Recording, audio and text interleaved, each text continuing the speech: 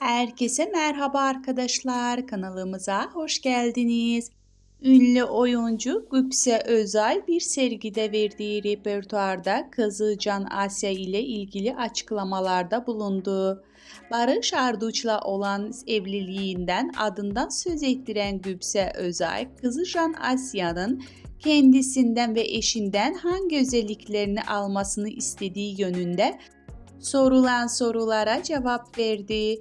Ünlü oyuncu Özay benim çalışkanlığımı alsın, merakımı alsın, müziğimi alsın, hayal gücümü alsın, babasından her şeyini alsın cevabını verdi.